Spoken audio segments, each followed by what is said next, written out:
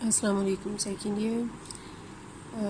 आज जो हमने टॉपिक पढ़ना है this is series and parallel combination of resistors. आपकी बुक में ना इसको ब्रीफली बताया हुआ है। ये सारा कुछ जो डेरिवेशंस मैंने यहाँ पे लिखी हैं आपकी बुक में नहीं दी हुई, ठीक है। ये यहाँ पर देखें, एक छोटा सा यहाँ पे नाम लिया हुआ है टॉपिक का, series and parallel combination, page number 37 पे।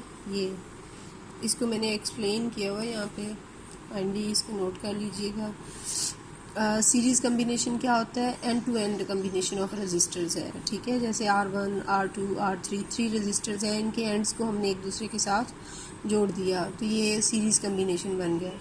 अब सीरीज़ कम्बिनेशन की प्रॉपर्टीज़ क्या होती हैं कि अगर यहाँ से ए पॉइंट से कोई करंट एंटर हो रहा है तो क्योंकि करंट के लिए पाथ एक ही है तो सारी रजिस्टर्स में से सेम करंट पास होगा।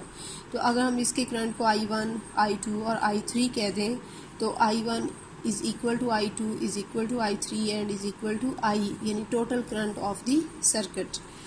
लेकिन वोल्टेज जो है ना वो इसमें डिवाइड हो जाता है। देखें, अगर आप इसको किसी बैटरी से कनेक्ट कर रहे हैं जिसका टोटल वोल्टेज V है, तो जब ये करंट यहाँ से आके चार्जेस पहले रजिस्टर में से गुजरेंगे तो वो अपनी कुछ एनर्जी यहाँ पर डिसिपेट कर देंगे। आपको याद होगा वोल्टेज जो है वो energy dissipation by unit charge है, ठीक है। Work done on unit charge या energy dissipation by unit charge.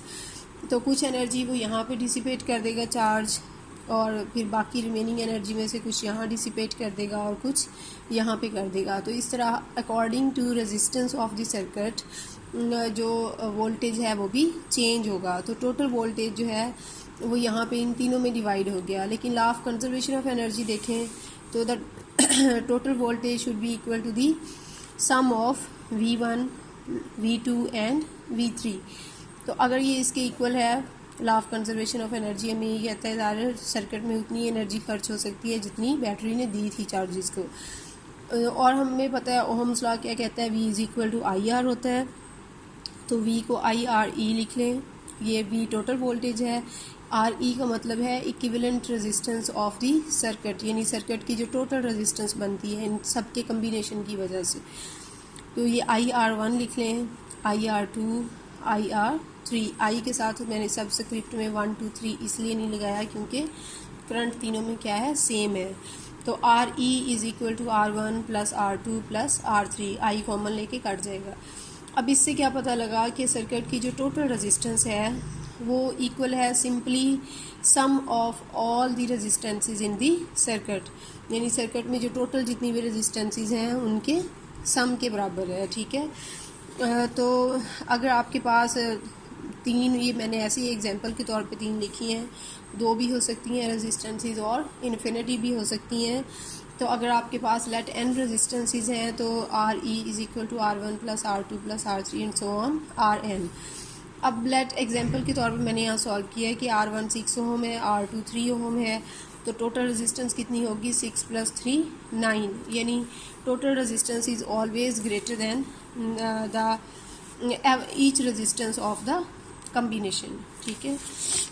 अब उसके बाद है जी पैरेलल कम्बिनेशन, ठीक है। Parallel combination is side by side combination of resistors. एक रजिस्टर पड़ा था, उसकी साइड पे दूसरा पड़ा है, उसकी साइड पे तीसरा पड़ा है। फिर हम इन सब के एंड्स को एक साइड वाले एंड्स को मिलाते हैं और एक पॉइंट पे जोड़ देते हैं, दूसरे साइड वाले एंड्स को मिलाते हैं और दूसरे पॉइंट पे जोड़ देते हैं। अब इसकी प्रॉपर्टीज़ क्या होंगी पैरेलल कम्बिनेशन की, कि इसमें वोल्टेज सेम रहता है because every resistor is directly connected to the battery. तो जो भी चार्ज आ रहा है वो अपनी सारी एनर्जी उसी एक रजिस्टर में ही डिसिपेट करेगा जिसमें से वो गुजरेगा, क्योंकि उस चार्ज ने उस रजिस्टर में से गुजरने के बाद किसी और में से नहीं गुजरना, वापस कहाँ आ जाना है, बैटरी की तरफ, ठीक है। तो हर रजिस्टर को वो टोटल वोल्टेज मिलेगा जो बैटरी का है, ठीक है। और इसलिए हम कह सकते हैं V1 is equal to V2 is equal to V3 is equal to V। और करंट डिवाइड होगा क्योंकि यहाँ पे देखें चार्जेस के गुजरने के लिए एक से ज़्यादा रास्ते हैं। तो जब ये टोटल करंट I यहाँ पॉइंट A पे पहुँचेगा तो उसके बाद यहाँ पे इस फिगर में इसके पास तीन पाथ हैं। तो R1 में से जो करंट गुजर है आप उसको लेबल कर दें I1, R2 वाले को I2, R3 वाले को I3। और जब ये यहाँ से दोनों सारे करंट इकट्ठे होके वापस पॉइंट बी से बाहर निकलेंगे तो ये इक्वल टू आई है, total current of the circuit. तो from law of conservation of charge हम लिख सकते हैं I is equal to I1 plus I2 plus I3। ठीक है, अब इसमें from Ohm's law V is equal to IR होता है, तो आप I को V ओवर R लिख सकते हैं, V over R E plus V over R1 is equal to ये। अब इसमें से V कॉमन आ जाएगा तो आप लिख लें 1 over RE is equal to 1 over R1 plus 1 over R2 plus 1 over R3। अब यानी हम यूँ कह सकते हैं कि reciprocal of the equivalent resistance is equal to the sum of the reciprocals of all the resistances of the circuit.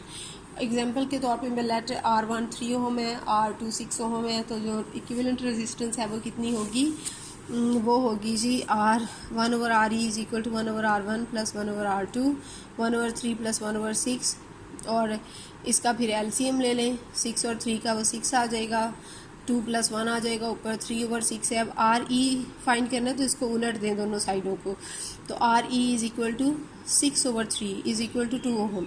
अब इसमें एक नोटिसेबल चीज़ है कि जो इक्विवेलेंट रेजिस्टेंस है it is less than each resistance of the combination में 3 ओम की थी, 6 ओम की थी, और इक्विवेलेंट रेजिस्टेंस 2 ओम है जो कि कम्बिनेशन की सबसे छोटी रेजिस्टेंस से भी छोटी है। तो ये आपने याद रखना है कि जो पैरेलल कम्बिनेशन होता है उसमें equivalent resistance is always less than the least resistance of the combination की सबसे छोटी रेजिस्टेंस से भी छोटी होनी है जो इक्विवेलेंट रेजिस्टेंस होगी। ठीक है, यहाँ तक कोई प्रॉब्लम हो तो पूछ लें। Thank you very much.